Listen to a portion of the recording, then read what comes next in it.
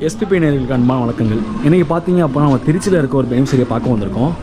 அவங்க பார்த்தீங்க அப்படின்னா எவ்வளோ தூரம் அவங்க கஷ்டப்படுறாங்க, வாழ்க்கையில் என்ன மாதிரி ஸ்ட்ரகிள்ஸ்லாம் அவங்க ஃபேஸ் பண்ணுறாங்க, அவங்க குழந்தை எவ்வளோ கஷ்டப்படுறாங்க அப்படிங்கிறத இந்த வீடியோ ப்ரீஃபாக பார்ப்போம். அது மட்டும் இல்லாமல் அவங்க பார்த்தீங்கன்னா அவங்க அம்மா வந்து பார்த்தீங்க அப்படின்னா அவங்க சின்ன பிள்ளைக்கு இறந்து போயிட்டாங்க. எதனாலன்னு கேட்டப்ப அவங்களுக்கு வந்து அம்மா பார்த்துருச்சாமா, அம்மா பார்த்தனால அதை அவங்க கேர் பண்ணாலும் அவங்க இறந்துட்டாங்க அப்படிங்கிற மாதிரி சொல்லியிருக்காங்க. அவங்கள பற்றி அவங்க எவ்வளோ ஸ்ட்ரகிள் பண்ணுறாங்க நீங்களே பாருங்கள்.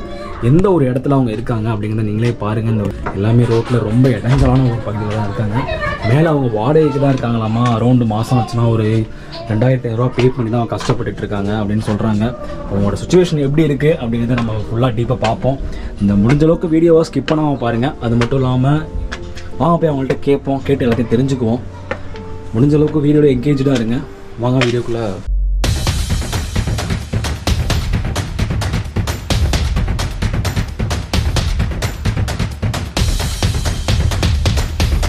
பார்த்தீங்க அப்படின்னா அவங்களோட கஷ்டங்கள் என்ன அப்படிங்கிறத நம்ம கேட்டு தெரிஞ்சுக்குவோம். இது மூலிமா பார்த்தீங்க அப்படின்னா அவங்க எவ்வளோ பெரிய ஸ்ட்ரகிள்ஸை ஃபேஸ் பண்ணுறாங்க அப்படிங்கிறத இந்த வீடியோ மூலிமா தெரியும்.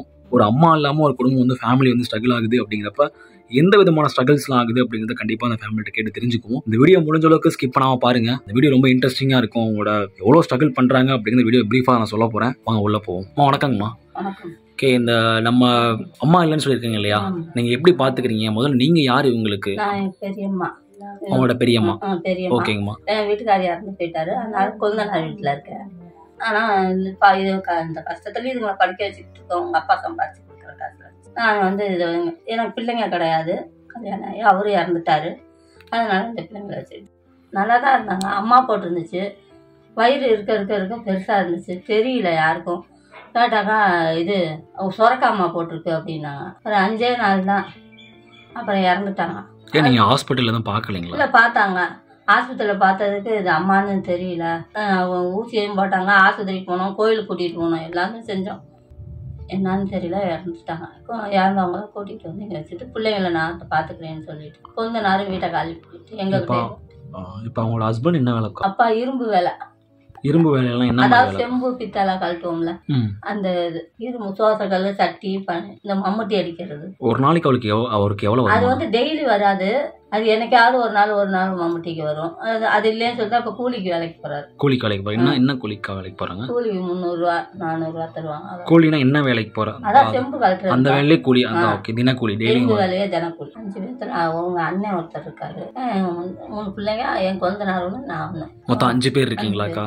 ஓகே, 5 பேர் அப்படிங்கிறப்ப வருமானம்னு பார்த்தீங்கன்னா எவ்வளோக்கா வருது? வருமானம் வந்து ஒரு நாளைக்கு 300-400 ரூபா சம்பாதிக்கிறாரு. ஆனால் அந்த உடனே அந்த அன்னைக்கே சரியா போயிடும். ஆமா, சாப்பாடு செலவு சேர்த்து வைக்க கூட முடியாதுப்பா. ஓகே, அப்படிங்கிறப்ப ஏதோ ஒரு மருத்துவ செலவு அப்படிங்கிறப்ப என்னக்கா பண்ணுவாங்க? அப்படின்னாக்கா வெளியே ஏதாவது கடன் வாங்கி செஞ்சுக்கிட்டு அப்புறம் மெதுவாக கடன் அடிச்சிக்க வேண்டியது. கடன் அடிச்சுக்கீங்க. ஓகே. நான் 5 பேர் இருக்கோம்பா. சாப்பாடு கூட இவ்வளோ கஷ்டமாக தான் இருக்கும். அப்புறம் அன்னாடு அப்பப்போ வாங்கி தான் சாப்பிட்டேன். நாங்கள் ரொம்பவும் கஷ்டப்படுறோம். இதுங்களெல்லாம் எப்படி போய் சேர்த்துறது, ஸ்கூலில் படிக்க வைக்கிறதுன்னு எங்களுக்கு தெரியலப்பா. பணம் ரொம்ப தட்டுப்பாடு. ஆனால் டெய்லி சம்பாரிச்சாதான் உண்டு காசு.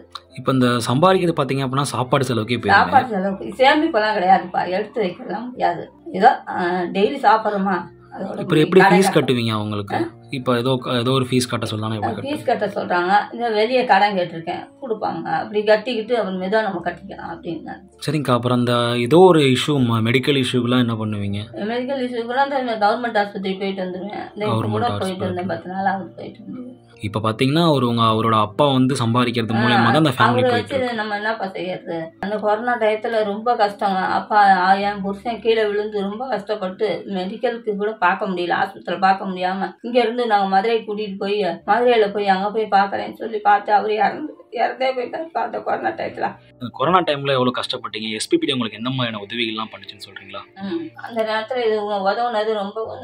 வீட்டுக்கு வேணுங்க தேவையான பொருள் இருந்துச்சு, பிள்ளைங்களுக்கு அதை கொடுக்கறதுக்கு சத்தான பொருள் எல்லாம் இருந்துச்சு. என்ன மாதிரியான உதவிகள் நீங்க வாங்கியிருந்தீங்க? என்ன சத்தான உணவுன்னு சொல்றீங்களா? என்ன மாதிரிலாம் வாங்கியிருந்தீங்க? பேரிச்சம்பழம், அந்த சத்து மாவு, சுண்டக்கடலை, அதெல்லாம் பட்டாணி எல்லாமே கொடுத்தா அதெல்லாம் சத்தான பொருள்கள் தான். பருப்பு வீட்டுக்கு உபயோகப்படுத்துறதுக்கு வச்சுக்கிட்டோம். கேவர் மாவுலாம் புட்டு செஞ்சு பிள்ளைங்களுக்கெல்லாம் கொடுத்து வருது. சுண்டக்கடலை சாயங்காலத்தில் வச்சு இந்த மாதிரி எல்லாம் உபயோகப்படுத்துக்கிறோம். அவங்க கஷ்டப்படுறப்ப கொடுத்தாங்க. ஹெல்ப்ஃபுல்லா இருந்துச்சு. கொடுத்ததுக்கு ரொம்ப நன்றி. இப்போ அடுத்து 11th போறேன். அடுத்து காலேஜ் போகணும். இந்த பொருள் மட்டும் இல்லாமல் எனக்கு படிக்கிறதுக்கு ஏதாவது ஹெல்ப் பண்ணால் நல்லாயிருக்கும். இந்த எஸ்பிபிடியில் நான் 3 வருஷமாக பொருள்லாம் வாங்கிட்டு இருக்கேன். எங்களுக்கு ஹெல்ப் பண்ணுறதுக்கு ரொம்ப நன்றி. இந்த கஷ்டத்துலேயும் நீங்கள் இந்த பொருள்லாம் கொடுத்துருக்குறீங்க. இதுக்கு மேலே என் பிள்ளைங்களுக்கு ஒரு நல்ல உதவி பண்ணினீங்கன்னா, படிப்புக்கு உதவி பண்ணீங்கன்னா ரொம்ப நன்றி. ரொம்ப கஷ்டம்ப்பா, வெளியே சொல்லிக்க முடியாது. ரொம்ப ரொம்ப நன்றி நீங்கள் இந்த பொருள் கொடுத்ததுக்கு. ஓகே, இவ்வளோ தூரம் நம்ம கேட்டு தெரிஞ்சுட்டு இருந்திருக்கோம். படிப்புக்கும் நீங்கள் ஏதாவது உதவி பண்ணுங்கப்பா. எவ்வளோ கஷ்டப்பட்டு அவங்க சொல்கிறாங்கிறது உங்களுக்கே புரியுது. அப்படிங்கிறப்போ ஒரு லைஃப்பில் பார்த்தீங்க அப்படின்னா அவங்களோட லைஃப்பில் எஸ்பிபிடி பார்த்தீங்கன்னா எவ்வளோ பெரிய ஒரு பங்கு வகிச்சிருக்கு அப்படிங்கிறத பாருங்கள். கொரோனா பேண்டமிக்கில் பார்த்தீங்க அப்படின்னா அவ்வளோ கஷ்டப்பட்டு இருந்திருக்காங்க. ஏதோ ஒரு ஜென்ரேஷனில் நம்ம சின்ன கொடுத்த ஒரு பொருள் பார்த்தீங்க அப்படின்னா அவங்களை ஏதோ ஒரு இடத்துல கொஞ்சம் கொண்டு வந்து இப்போ நிப்பாட்டியிருக்கு. இந்த மாதிரி இருக்கிறவங்க தான் நம்ம ஃபில்ட்ரு பண்ணி எல்லாத்துக்குமே நம்ம கொடுத்துட்ருக்கோம். இந்த மாதிரி குடும்பத்துக்கு நம்ம தொடர்ந்து ஹெல்ப் பண்ணிட்டு வந்துட்டுருக்கோம். 3 வருஷத்துக்கும் மேலே பண்ணிட்டு வந்துட்டுருக்கோம். அப்படிங்கிறப்ப நாங்கள் பண்ணுறதை விட நீங்கள் பார்க்குறவங்களும் சரி, இது கொஞ்சம் நீங்கள் சப்போர்ட் பண்ணுறது மூலிமா நிறைய பேர்த்தோட லைஃப் கண்டிப்பாக மாறும். நான் என்ன சொல்ல வரேன்னா, உதவி அப்படிங்கிறது பெரிய உதவியாக தேவையில்லை. இப்போ பார்த்தீங்க அப்படின்னா பாப்பாவுக்கு அடுத்து காலேஜ் போகணும், பையனுக்கு அடுத்து வந்து ஸ்கூல் சேர்க்கணும். அப்படிங்கிறப்ப நீங்கள் வந்து அவங்களுக்கு ஒரு காசாக இல்லாட்டினாலும் ஒரு பொருளாகவே ஏதோ ஒரு விஷயத்தை நீங்கள் பண்ணுறப்ப அவங்களுக்கு கண்டிப்பாக ஒரு மாற்றத்தை ஏற்படுத்தும் நம்ம நம்புவோம். கண்டிப்பாக மாற்றத்தை ஏற்படுத்தும். இந்த மாதிரி உதவிகளை நீங்கள் செய்யணும் அப்படின்னு நான் கேட்டுக்கிறேன். அகைன் பார்த்தீங்க அப்படின்னா இந்த மாதிரி குடும்பத்துக்குலாம் உங்களால் கண்டிப்பாக ஹெல்ப் பண்ண முடியும் அப்படிங்கிற பட்சத்தில் நம்மளை கீழே இருக்க கமெண்ட் செக்ஷனில் மென்ஷன் பண்ணுங்கள். அதே மாதிரி வெப்சைட்டில் எங்கள் கீழே இருக்கும், டொனேஷன் லிங்க் எல்லாமே இருக்கும். கண்டிப்பாக அதெல்லாம் செக் பண்ணி பாருங்கள். நம்ம வீடியோவை ரெகுலராக கன்சிஸ்டன்சியாக பாருங்கள். கண்டிப்பாக எல்லாருமே வீடியோவை பார்க்குறவங்க ஒவ்வொருத்தரோட மனசுக்கு தோன்ற வேண்டிய ஒரே விஷயம் பார்த்தீங்க அப்படின்னா, நம்ம இந்த குடும்பத்துக்கு ஏதோ ஒரு உதவி பண்ண முடியல அப்படிங்கிற பட்சத்துலையும் ஆனால் இந்த வீடியோவை நீங்கள் ஒரு 4 பேர்த்துக்கு ஷேர் பண்ணுறது மூலிமா அவங்க பண்ணுற ஒவ்வொரு ஹெல்ப்புமே இந்த வீட்டுக்கு வந்து சேர்ந்துச்சு. இந்த வீட்டுக்கு ஒரு பென்சில் வந்து சேர்ந்தா கூட அது உங்களால் தான் அப்படின்னு கண்டிப்பாக தெரிஞ்சுக்கோங்க. முக்கியமாக பார்த்தீங்க அப்படின்னா இந்த வீட்டில் நீங்கள் ஷேர் பண்ணுறது மூலிமா உதவி ஏற்பட்டுச்சு அப்படின்னா கண்டிப்பாக அது உங்களால் தான். முடிஞ்சளவுக்கு வீடியோ ஷேர் பண்ணுங்கள். இந்த வீடியோக்கு ஒரு லைக் பண்ணுங்கள். மறக்காமல் எஸ்பிபிடி சேனலை சப்ஸ்கிரைப் பண்ணிவிட்டு தேங்க்யூ ஸோ மச்.